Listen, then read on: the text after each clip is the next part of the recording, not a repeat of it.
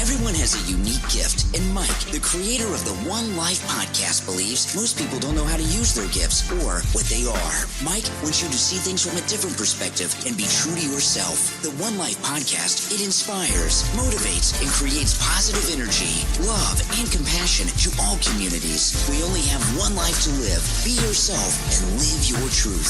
Add the One Life podcast to your playlist. That's the number one, NE Life. Available on Spotify, Amazon Music, Apple Podcast, and your favorite podcast platform. What's up, y'all? Welcome back to the One Life Podcast. I am Mike M.I.C. Reed. And I am Haley Payne. Where we explore real growth, real conversations, and real life lessons. Yes, What is up, Haley? Yo, my voice. What happened? I'm sorry. I was sick. Yeah, I'm so sorry. You can hear that, huh? No, you sound Yeah, fine. Oh, no. Oh, no, you sound terrible. Wow, thank you. Thank you for being honest. No, So I we think are talking about not positive psychology, but psychological safety. safety, yes. Here. Yeah, so you got to be honest with me. You got to make me feel comfortable. Honestly, though, you sound fine. That's No, not fine. I can literally hear it. I can hear my voice is raspy and I hear a little rasp. I mean, it's sexy to me. Oh, I'm going to try to use this tonight. That's TMI. Hey. That's TMI. Anyways, how was your day, Ben? My day was great. I had a good day. I was busy working. Yeah, working in the office, meeting people, meeting some new. Is it congratulations in order? Congratulations. Yeah. Yes, congratulations. I'm official. You're official now. I'm an official escrow agent. There you go. I was waiting for her to say that. Yeah, I'm really excited. When I got the news, I just felt really proud and happy. So, in what capacity? What do you mean? Oh, you said it. Escrow. I'm still sick. Oh, yeah. Yeah, so I'm an escrow agent. Yes. So okay. Because when you said agent, I'm thinking real estate agent, but you're an escrow agent, not a real estate agent. Also, you could say escrow officer. That works too. That's what I'm used to. Yes. Escrow officer. Yeah. Okay. That's a better. Do you like that title better? Either one is fine. I like agent because it sounds like a secret agent. Oh, okay. Yeah. Or you don't like officer because the officer is like the police. Yeah. Plus, they way down here. Agents are cooler. Right. They get to dress how they want. Yeah. Okay. Like show your badge. Yeah, just flip the badge. Special agent. So I'm excited because I am officially on vacation for 3 weeks. Yeah. And you know what's crazy about that is, you don't even know this, Cynthia Hertz. The full name. Cynthia Ann Hertz. Oh, wow. Pay attention. Her legal name. She does that to me. And she's the only person in the world that's ever has been allowed to call me by my full name. Most family members don't even know my middle name. I don't know it. Yeah, see? Never heard it. But anyway, so, but my point was, I've never in my, 40-some years of working, never taken a vacation. What are you talking about? No, seriously, I've never taken a vacation. I am officially on a 3-week vacation right now. What do you mean? Because you're on vacation all summer. Oh, because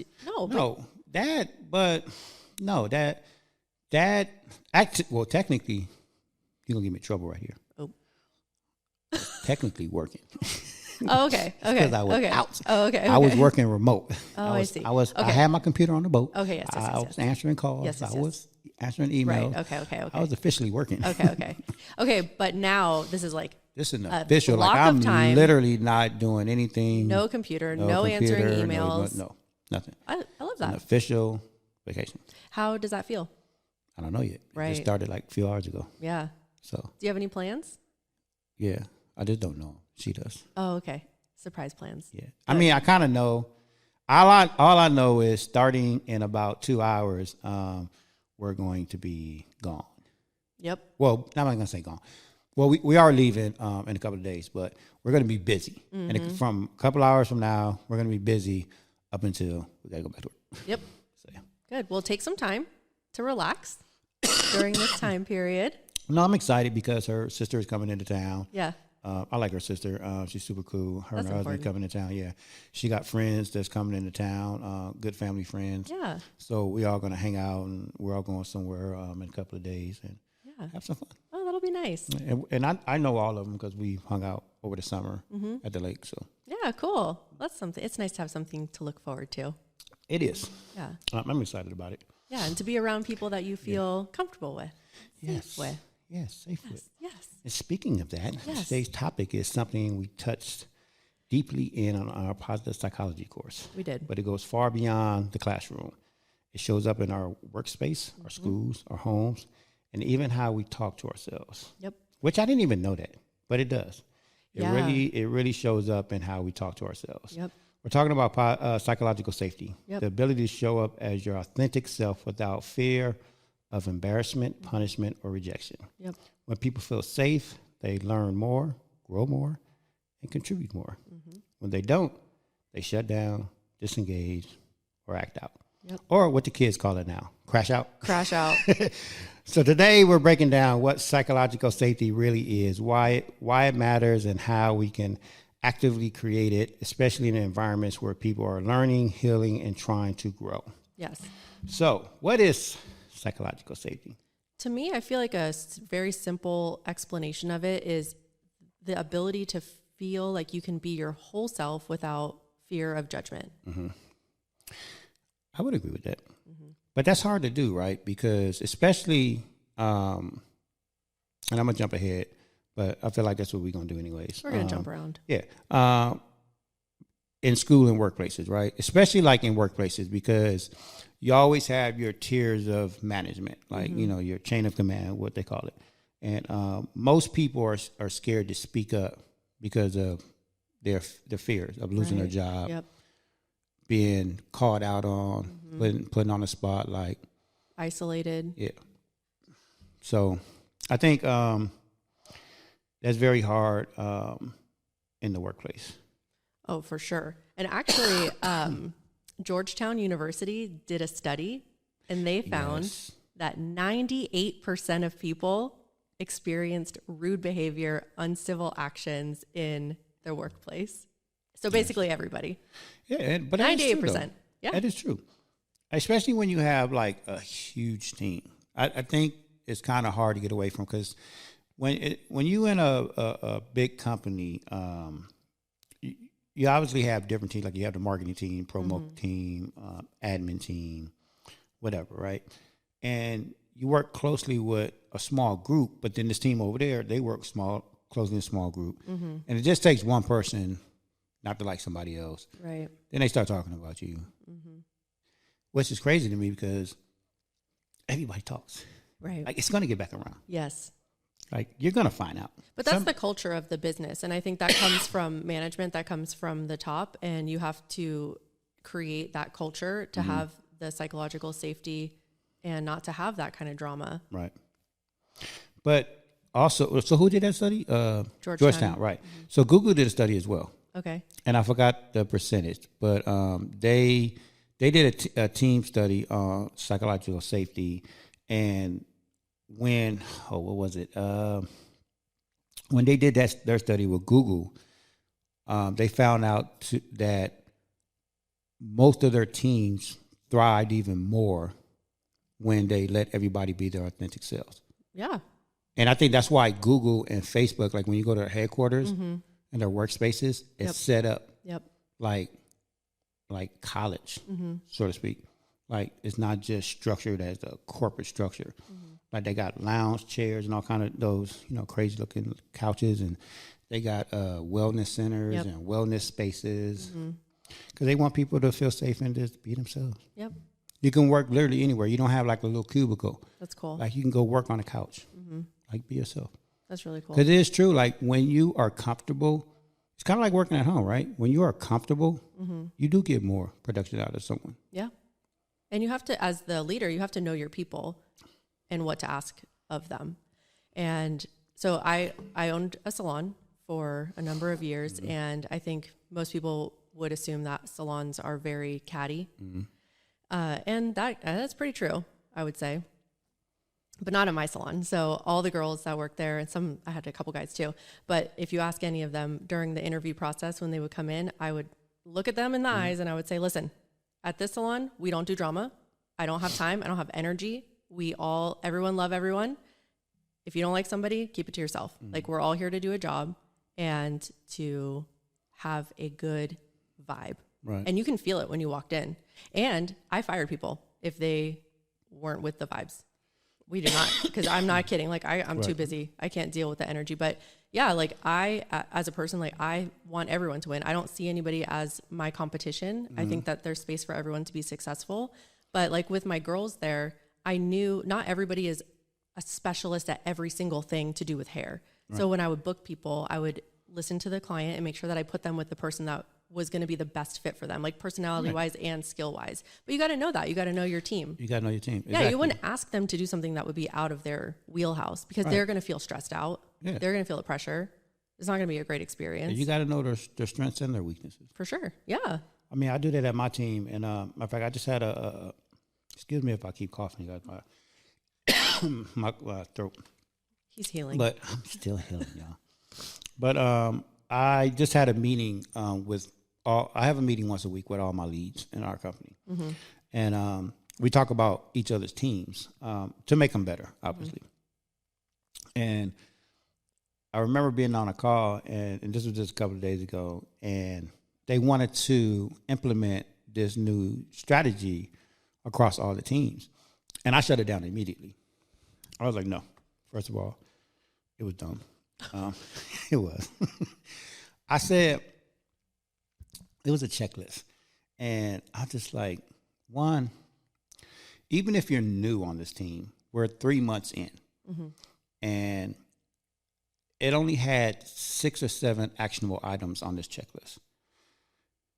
I said, 3 months in, if you can't remember to do these 6 or 7 things on a daily basis, regularly, then why are you here? Okay. Like, I can see that 3 months ago when we first started, if someone was new, that, okay, they need a checklist until they can get comfortable enough to understand and know that I got to do these 6 things every day. Right. Like, you know what I'm saying? On top of all the other things they got to do. But these are the 6 things that you have to get done. Right. In the beginning, yes, I could see that for that. Right. Even if one of my team members called off and they sent a replacement, I can see that checklist working for that, for that person. Right. Because every school is going to be different. So every school checklist look different. So if you come to my school and I'm going to give you this checklist, this is what you need to do. Because if you're shadowing me all day, you're not doing nothing. Right. Like, you're just a dead body. Yeah. So I would rather give someone a checklist. Like, here, go off, do what you need to do. Because you should know the basics of what you're supposed to be doing. Is this the conversation you had with the team? Oh, yeah. Okay. I'm telling you word by word what I said to them. Okay, good. And and some of the things and honestly, a few of those things on there was redundant to another form Excel sheet that we have to fill out. Or not me, my team, because they have like mentees that they check in with every day. Right. But this checklist had check in with such and such mentee. Mm-hmm. I'm like, and another manager tried to say, well, we got to hold our people accountable. I'm like, okay, cool, true, but it's still redundant because I have a Excel sheet over here that they already fill out every day. They did meet with this mentee and they wrote notes about the meeting, like little notes. So I said, if you need to find out if one of your mentors did that, just look at this sheet. You don't need to check in. You don't need another sheet too. Yeah. We want to work smarter. Right. Right. So I shut it down. Okay. And my manager was like, yeah, it's me and another lead that our schools and our teams are like solid. Uh-huh. And like my manager always backs me up. Yes. With my team. She's like, yeah, don't touch my team. He's good. Yeah. Because I choose people that want to work and want to do our job. Uh-huh. And like you said, I use everybody for their strengths. Mm-hmm. I know their weaknesses and I know their strengths. Yep. So I have everybody in certain positions. So my team is solid. So, and I think that's what makes me, but I've been in leadership and management for many years. So I already know this. Yes. Right. I think a lot of other managers are just getting into the management leadership realm. So it's something that I had to learn. I had to learn it many, many years ago. Mm-hmm. So I'm not hating on them or this, whatever, but I shut it down. And I was just like, no, I'm not doing it. Yeah. First of all, you're going to make me do more work on top of it. Exactly. And then, not even to mention that. Yeah. Like, because if you give them a task or another worksheet they got to do, I got to review it. Right. I don't want to review the worksheet. No. I already got a ton of worksheets I got to open up and look at. And like, I don't want to. You're like, thank you for your suggestion. Yeah, like I said, it's cool for certain things, but Yeah. no, come on, y'all. Yeah. We're grown adults here. Yes. If you don't know, and I even said like 3 of the items on there, literally, I can just walk down the hall and knock down 3 of those things. Yep. Within 100 feet. Yeah. So if you can't remember to do these things, We don't need a checklist for that. yeah, I'm like, come on. No. I can see if something changed every week or every other day or something. Yeah. That you need a checklist. Oh, today is the second Thursday of the month. You need to do this. Whatever. If it got real complicated, but everything was the same Yeah. for weeks and weeks and weeks. Right. Like, no. I could understand that. But I like that you do those meetings with your team. I think No, I do too. having that open communication, it does create that psychological safety. And I'm not, and I do let, like one thing I do, because in a lot of my meetings, I kind of do speak up all the time. Like I'm always the one talking, mostly. And I let everybody talk. That's good. I do give everybody a voice. And even if I say something, I'm always like telling people, tell me if I'm wrong, but this is what I'm thinking. Yeah. And then I explain myself. Yeah. And I'm telling them like, hey, if I'm seeing this wrong, correct me, tell me. Yeah. I want to know because I'm not always right. Yeah, because you're leading with curiosity. Because Right. you do want to understand. Yeah. And that's another trait of being in a safe space. I like that. So, yeah, I always give people that safe space, and I don't make people feel like, honestly, I didn't even ask who came up with this idea. That's probably for the best. Well, that's what I'm saying. I didn't ask that question. Yes. Because I could have easily be like, who came up with this idea? Right. But I didn't. I was Because we just don't like, want to publicly shame people. Right, exactly. That'll shut down Right. the safety. so instead, I gave suggestions to where this form will be useful. Good. I was actually like, because even before I started, right, I was like, you know what? I'm a big fan of Excel sheets, which I am. I love a good Excel sheet. Yeah. I love structure, right? I even know how to make fancy ones and calculate sheets to add a total number over here. I know how to do all Well, that. I know who to call if I need a sheet because no thank you. Oh, I love Excel sheets. But I said, I have a million Excel sheets that I'm already operating, looking Yes. at. I don't need another one. Right. I said, but this whoever did, I said, whoever did this, great job, love Yes. it. I Good. said, however, it's not for me. Yes. I said, but this is why I think it should go. Yes. I And love a my manner- compliment yeah, and feedback. It's great. Exactly. I give people that psychological safety space. I make Yeah. people feel safe that to where we can talk as a team and you can give suggestions and all this. Uh-huh. So, yeah. And I think that's not just in the workplace. That's with your family, with your friends, to have that open communication and to be able to let someone be their full authentic self, I think is one of the greatest gifts that you can give to another person. And it is really hard to do. But if you can be around people, like you're saying with Cindy's sister, like being around people that you enjoy, you feel safe, like that is just, I think that's one of life's greatest gifts. Yeah. And you know what? I was nervous to meet Cindy's sister. I'm going to be Good. honest with you. Good. She scared me at first. You should be nervous to meet a sister. I She think scared anyone me. should. Mm-hmm. She scared me. And this was before I met her, before the lake. But I met her at the lake for the first time. And That's a neutral spot. yeah. That's good. Well, I yeah. like that. Neutral grounds. We're in the middle of nowhere. Yes. So if something happens, somebody may one will come know. missing. Yeah, no one will know. But I would say I was scared because I know how close they was. Yeah. And I've heard her talk over the phone, and I just like me because I know people, right? I keep always telling people that like I can hear someone talk for 5-10 minutes, and I can kind of You read them. I can read them. So she has a strong personality. Yes. And she's very similar to me. Like even Okay. over time now, since I've gotten to know her, you know, talking to her and hear her stories, like I'm like, oh yeah, and we think alike. I'm like, right, like we think alike, especially like with road rage. Me and her sister are on the same page. She don't like when we do it, but we're like, no, Yes. this person needs to be called a dumbass. I'm sorry, Okay. they do dumb stuff. Okay. You need to work on that. I know, I do. I admit That's it. your homework. But anyways, she scared me, right? But then once I got to know her, I was like, oh, I like your sister. 'Cause Yeah. she thinks like me. Yes. But before I met her, I didn't feel like I was going to be in a safe space. And why? Because of opinions. Okay. Yeah, because of opinions and Okay, so were those opinions expressed, or were these opinions that you thought in your head? it was both. Yeah, and I think that gets a lot of people, because what the story that you tell yourself in your head, Yeah. man, that can change a lot of things. Yeah. But Cindy made me feel safe. How? Just by having conversations. Yeah. And telling me that what I was thinking wasn't the correct, what was really going on. Yeah. So, and she was patient with it. She let me talk. Yeah. She heard me out, and she validated my feelings. Oh, that's great. She understood everything. So, Yeah. One of the questions that we learned from our class was to ask yourself, what do I know to be true? And I think Right. if you can stop in that moment where you're feeling overwhelmed, when I was younger, I thought everyone was mad at me all the time. I don't know where that came from. I don't feel like that anymore. But yeah, I always felt this pressure like, oh, did I say something that upset that person? Do I need to apologize to them? They're mad at me. They looked at me weird, And then if you can just like pause in that chaos and say, what do I know to be true? None of that is true. You're just making it up in your head. Why? Like you're self-sabotaging, and that's not healthy. And and I use that all the time with the students, like especially like when I'm walking them to the office. Because I'm like me and my team, we're like we soften the blow.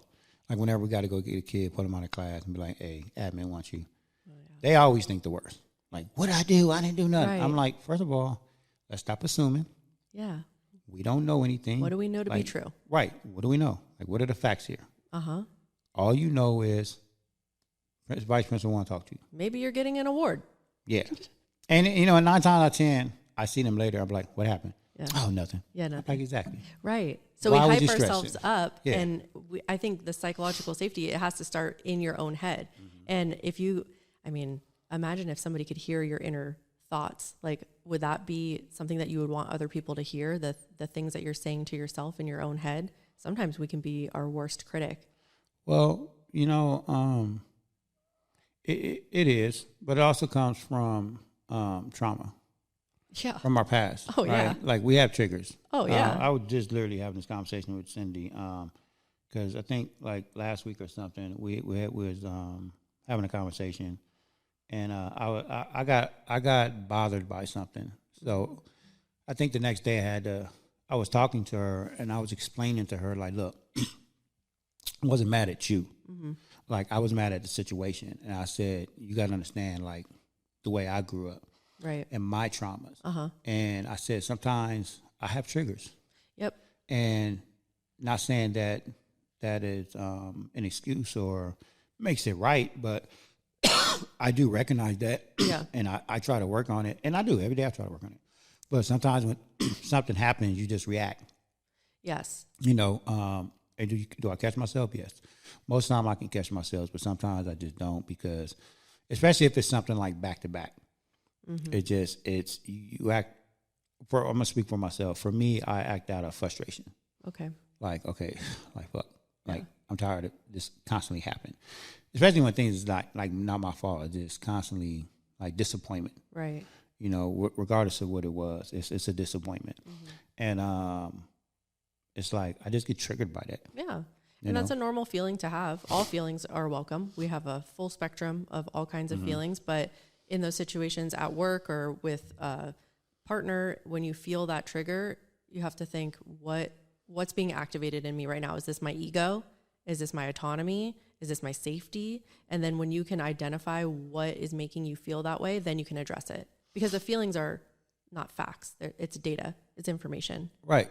And so I actually, whenever I get really bothered by something, I shut down.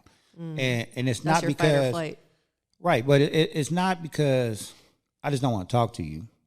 In my head, I'm trying to figure out, okay, what triggered me? Oh, okay. Like, what's going on? Why am I feeling this way? What do I do now? Instead of reacting and getting mad and angry and all that, I shut down to process to like, okay, what's my next move? Do you express that? Like I'm shutting down now. No. I'm shutting down now because I need to to process everything. I'll be back in a few No, minutes. because when I shut down, like I really do just shut down. Yeah, And just think. that doesn't sound like a fun time. It does.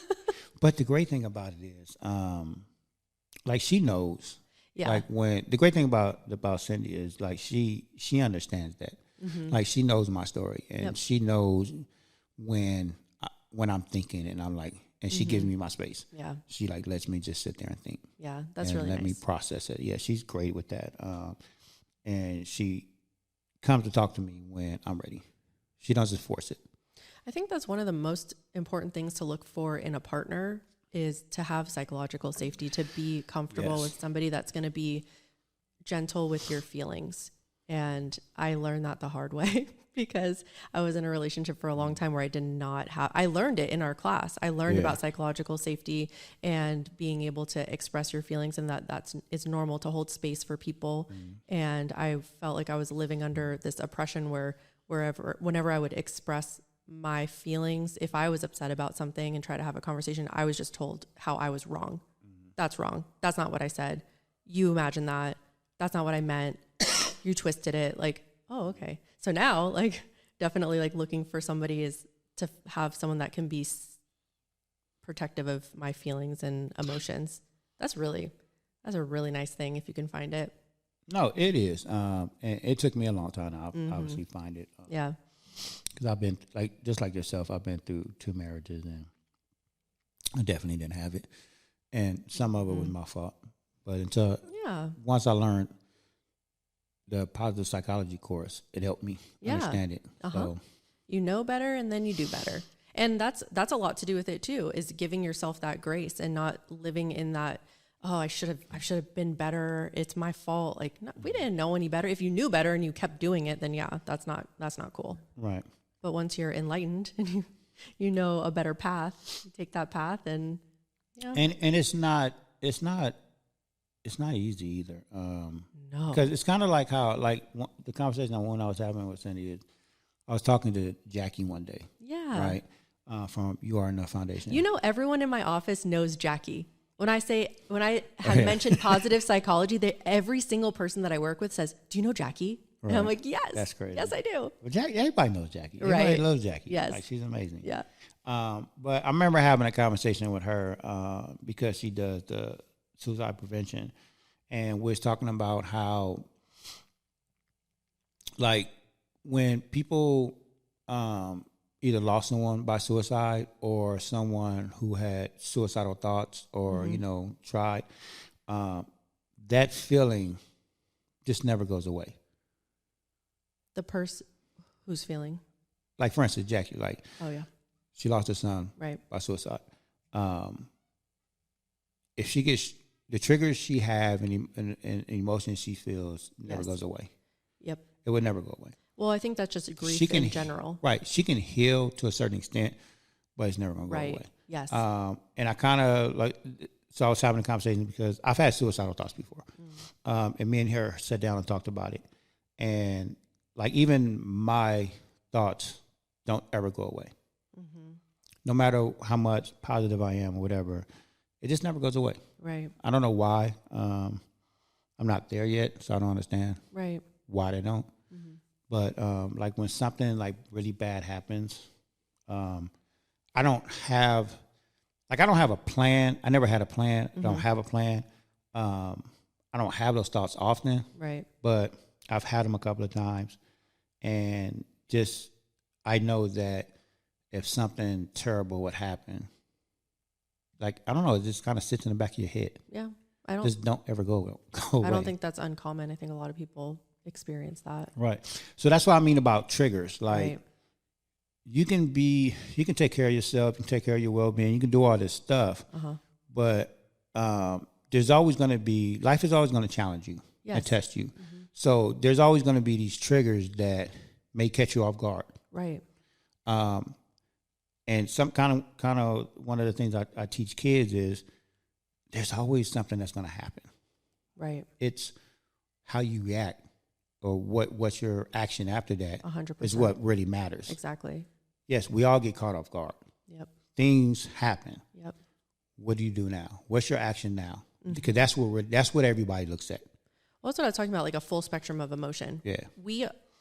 I think as a society, tell me if I'm wrong, I think there's a immense pressure to feel happy, good vibes only. Don't worry, be happy. Right. Like, no, man, like, yeah, send me all the good vibes. But sometimes, no, like you can have a bad day. You can have bad thoughts. Like you can be frustrated. You could have road rage. All of that is normal. We're not supposed to just be like, you know, like Mickey Mouse skipping through life, so happy. Like that's not normal. Well, that's where struggling well comes in. Yes. We're all going to struggle, but we can struggle well. That's what we're doing. Yeah. Yeah. Like I still struggle. Yes. I got some bad news the other day, and I was like really bothered by it. And she comforted me, and was like, "It's gonna be all right." Yeah. And obviously, like I know it's gonna be okay. Like I've been through so much through my life. Right. If something happens, it's like, okay, I've been through worse, or I've been through so much. Like obviously, I know it's gonna be all right. It's just going through the process, or just getting, like I said, for me, it's being frustrated. Like, damn, like again. Right. Or what now? Like, why? You know, like, and some of the things is like not a fault of my own. It's just something that has happened, and it was like, are you serious? And I got to deal with it. Yeah. So it's like it's just that. I get that frustration. I get that, and Todd helped me. You know, our friend Todd. Yes. He gave me something to think of when I get in these situations where I'm like frustrated, angry, triggered, and he said, just think, of course that person would do that. Of course they did. Instead of just giving them the power, like, oh, they made me so mad. You just say, of course they would. Right. We're not surprised. That's their programming. Right. I've been practicing it, and it helps. It kind of just like retrains your brain to not be so frustrated and be like, yep. Well, yeah, when it comes to like situations like that, yeah, I think for me that's easy for me to get over, because like, yeah, like I see again, I know people, so when someone do something, I'm not surprised. Right. I'm like, well, I kind of expected that. Yeah. All right, cool. Yeah. I'm never surprised when someone do something to me, because it's like, I already know you. I know at some point you're gonna do it, so I just kind of sit back and wait. Yeah. I know it's gonna happen. But the thing I'm talking about is like, I got a phone call. No, it was an email.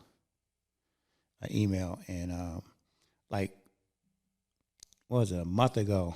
Because of my, what can I say? Excuse me. One of my lawsuits or something that I'm going through right now. Okay. I just paid a lot of money.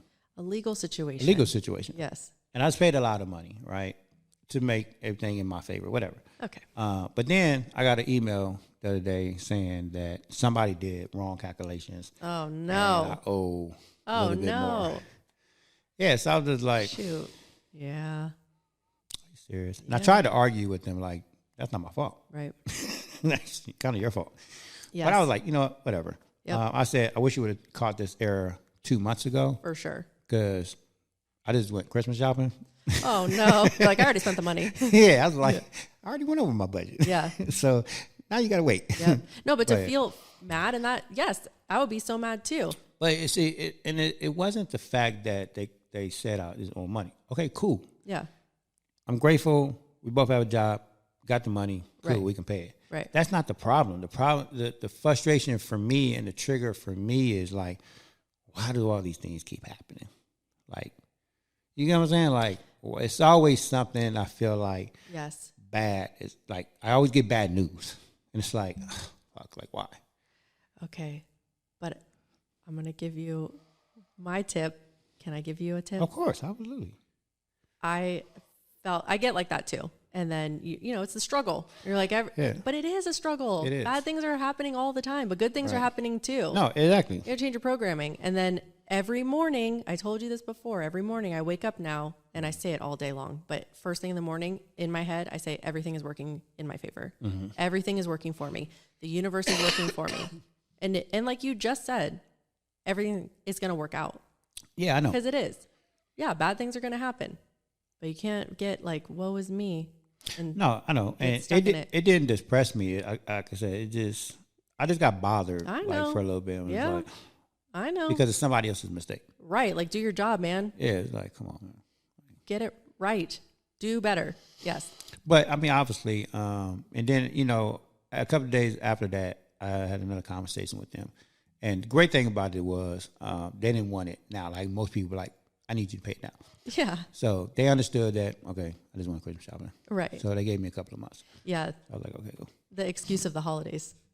Well, it is. I mean, it's not an excuse. It's true. It is true. Yes. You wasn't on my Christmas list. Yeah. Yeah. But the holidays, it'll get you far.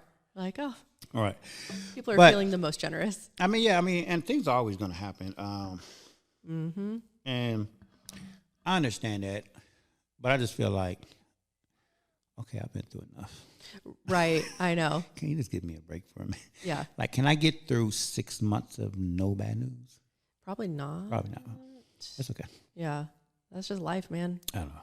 Life is happening and things are, that's why you got to live it to the fullest. I know. Do the best you can. You got to do the best you can. So let me ask you this.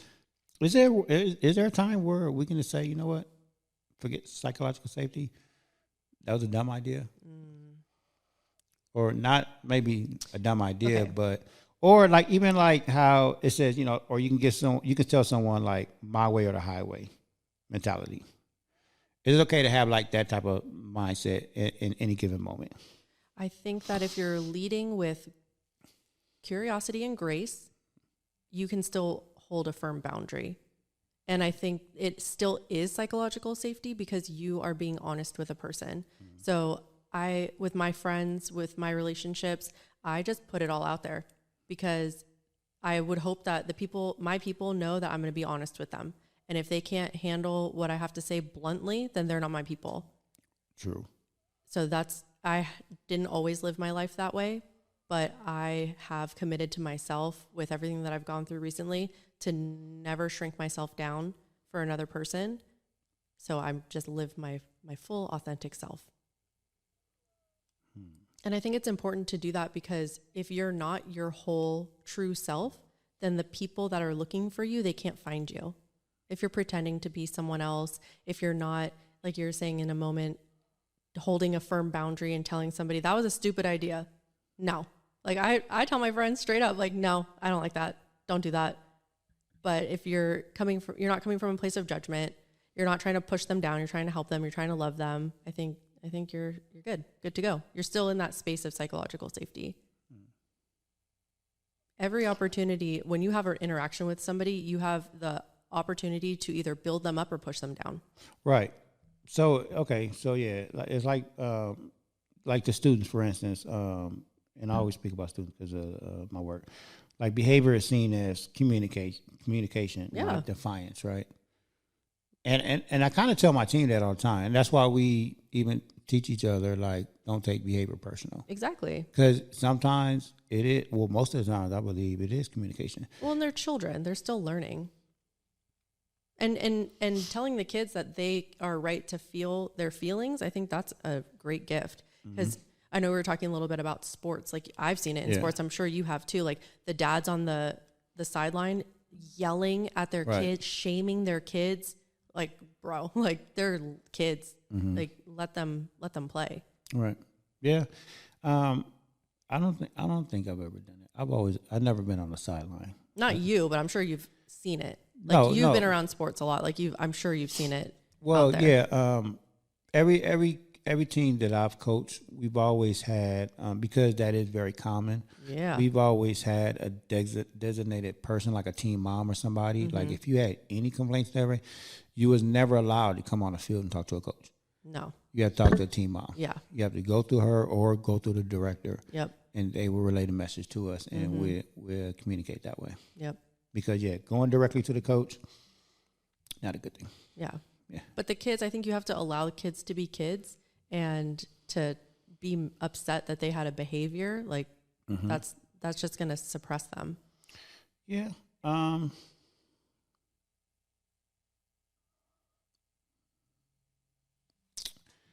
I do believe that you have to let them be kids. But in this generation is just different.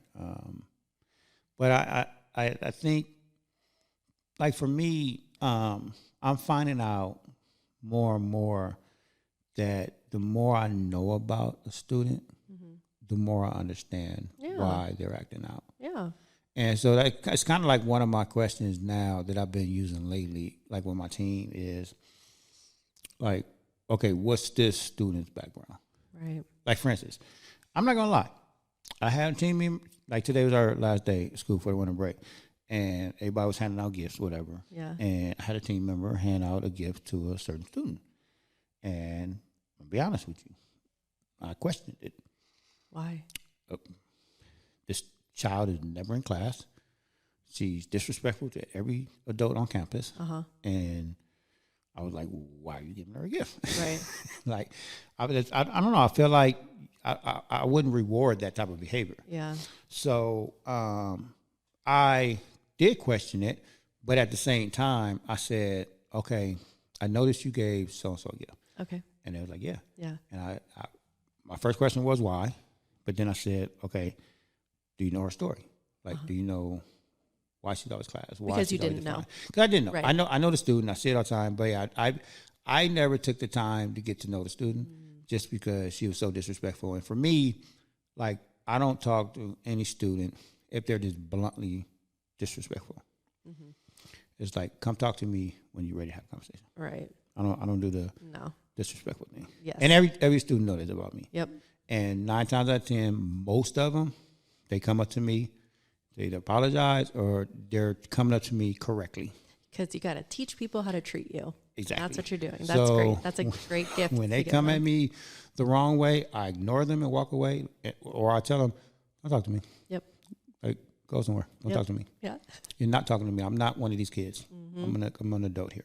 Good. We're not doing that. Yeah. And they respect that. Good. But she never did that. So we never talked. Okay. And I'm okay with that. Yeah. But she did build a relationship with one of my team members, Okay. which good. I love. Right. And so they told me her story. And I was like, okay, Yeah. I get it. And they're trying with her. And I love it. So when they gave her the gift, because they haven't given it to her yet, I just kind of saw it on our desk with her name on it. So when she came in to get the gift, I actually had a conversation with her. Oh, good. And I literally told her, I said, hey, Miss Green and Miss Ann really believe in you. They love working with you. They want to continue to work with you. And but from now on, I want you to treat them with respect. Yes. I said, I want you to pay attention to them, listen to them, because they got you this gift because they care about you. That's very sweet. And they didn't have to do that. Yes. I said, so when we come back from break, I want to see a different you, Yeah. at least towards them. I love that. And you know what she did? She was looking at me, and then she like turned and looked at them and was like, okay, I'm ready. I was like, exactly. Oh, that's so special. No, it was. And I'm just hoping like she understood that. Yeah.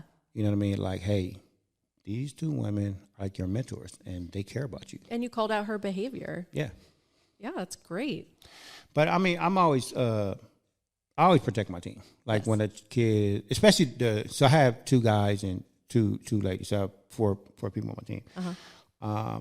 The guys, I mean, they take care of themselves. Yeah. I don't say too much to students about them, but the 2 ladies on my team, whenever I see any kid disrespect them because they're older ladies, I'll be like, hey, that's a lady. You don't disrespect women like that. Like either apologize or go walk away. Yeah. Don't talk to her like that. Good. I don't tolerate that. Good. Yeah. So I always protect my team members. Yeah, I love that. We need more people like you. Thank you. Yes.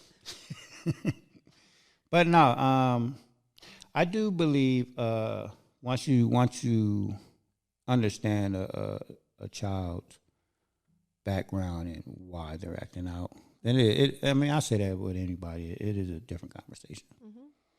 You know, and I think that's where the psychological safety comes in for me. Yeah. Is giving them that space and giving them that space to even be themselves. Yeah. Even if the behavior is not what you want it to be, give it time. Yeah. Give them that space. Maybe they just need to vent. Uh-huh. And I give students that. Yeah. Yeah. I just don't want you to be blunt and disrespectful to me. No, we like, don't if need you to act gotta like that. vent. Sure. But you're gonna do it in a respectful way. Like, don't turn it towards me. Yeah. Like, I didn't do nothing to you. Like, that's what I don't tolerate. I think you're trying to understand, you said you want to know their story. You're trying to understand where they're coming from. And that's something that I think all of us can lead with in any interaction with another person, instead of activating and getting frustrated. If you can approach it with that curiosity and literally ask them, help me understand why you're acting that way or why you would feel that way, so that I can, better love you. And you're saying that too, like when you shut down, that's your process. And then you've explained that, like how, and we can understand like why you would act that way. You don't take it personal, and that's just your process. And, I really do believe that psychological safety, and just like any type of behavior or mental wellness stuff, starts with yourself. Yeah. Like it all starts with us. Like, for us to expect that from someone else, like if we don't understand it or even doing it ourselves, how can we expect like this person in front of you to do it? Yep. So you have to be really conscious of your thoughts, your internal thoughts. That's very powerful. So I'm always practicing what I preach. I know you are. I just feel like I kind of said that too in my meeting. I don't remember how I worded it, but because somebody said something in my meeting, and I was like I forgot the statement that they made, but it was a statement to where like somebody was just there for a paycheck, and I'm like, but you guys are mentors.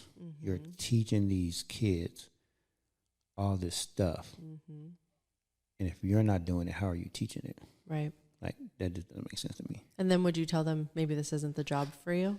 No, I didn't say that. Like I said I phrased it. I forgot how I phrased it.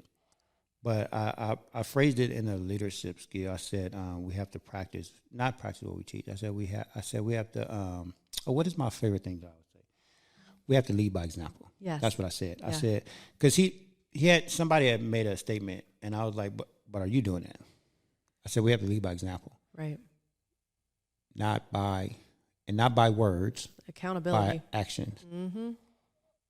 We really have to lead by action. Yeah, that's what I mean by example. Yep. Like, are you doing this? How, if you're not doing something, if you're a mentor or a leader, or any type of leadership role, if you're not doing something, how do you expect someone to listen to you when you tell them to do something? That just don't make sense to me. And we have the choice to decide who we want to be. Yeah.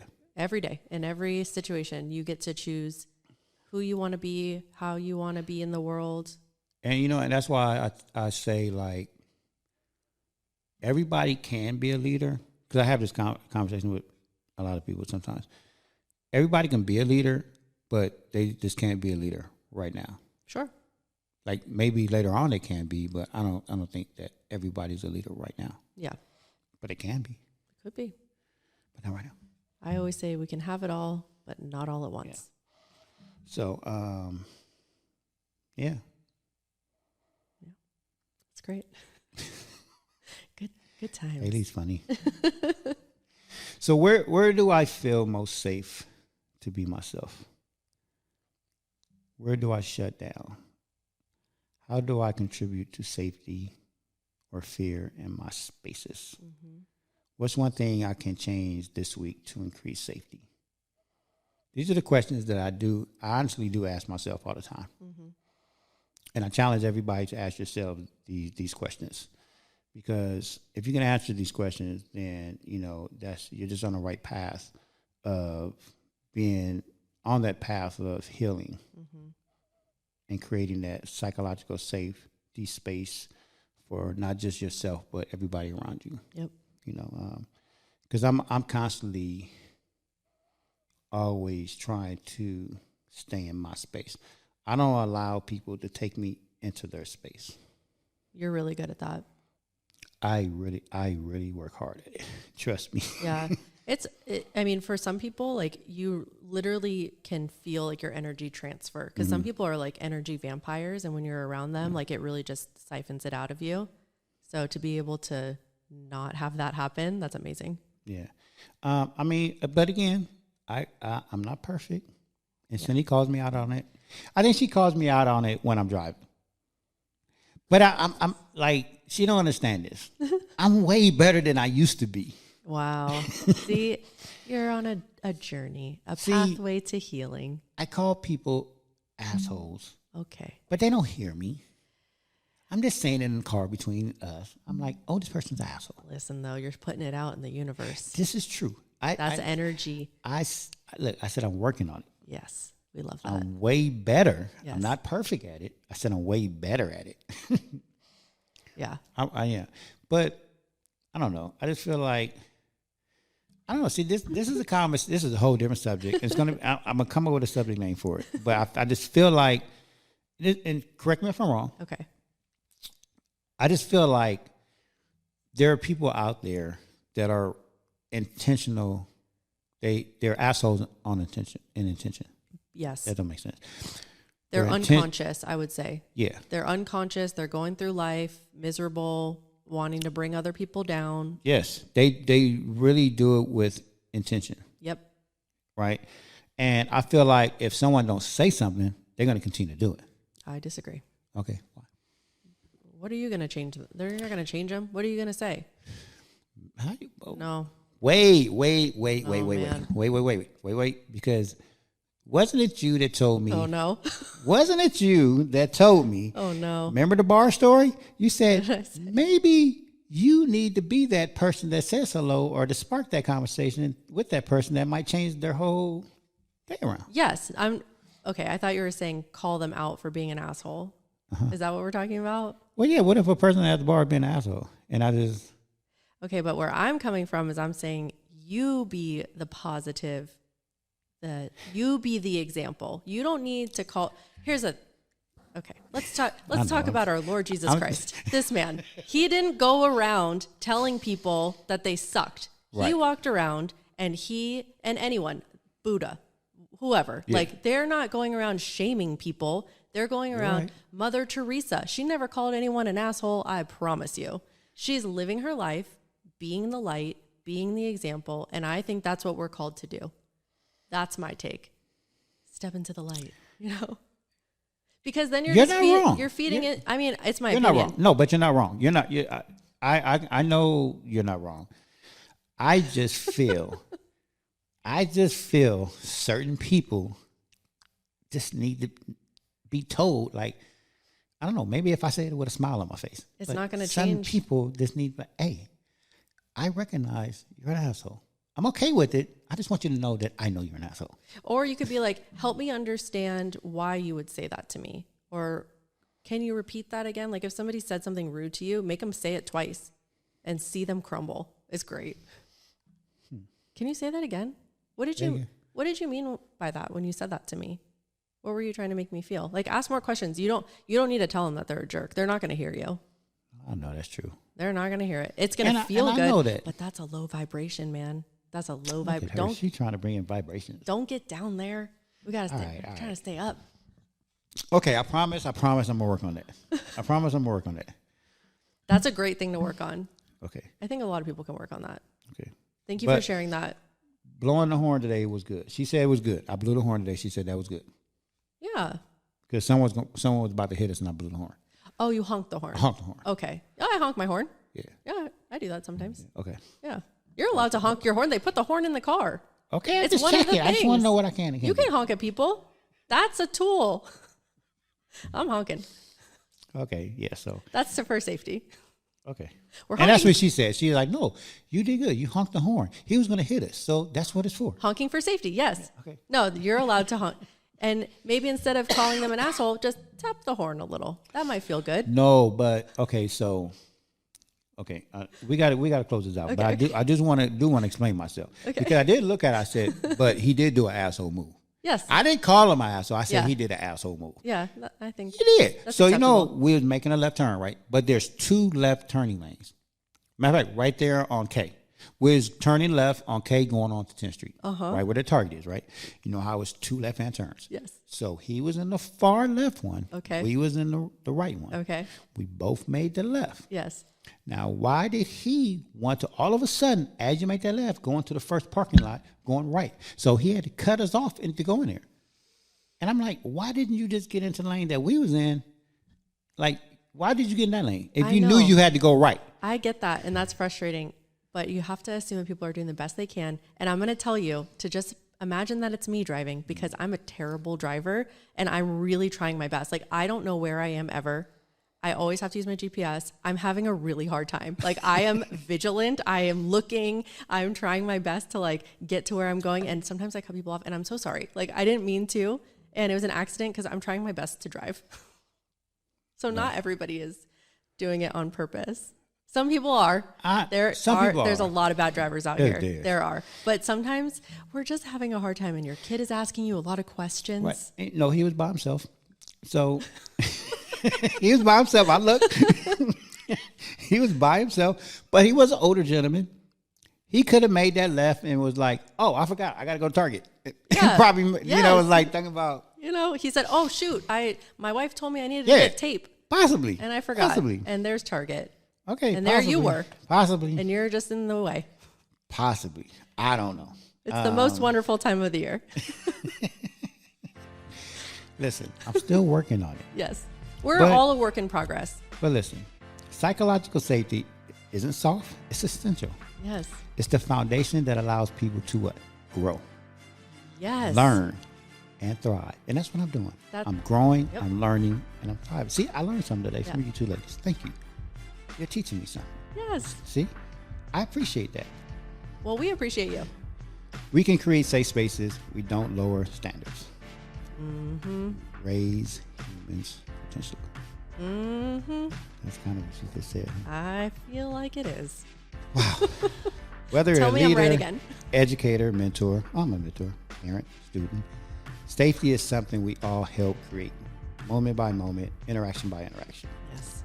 Thank you guys for tuning in to the One Life Podcast. I am Mike MIC Reed. This is Miss Haley Payne. Yay. Until next time, keep growing, keep learning, and keep creating spaces where people feel safe enough to become who they are meant to be. Yes.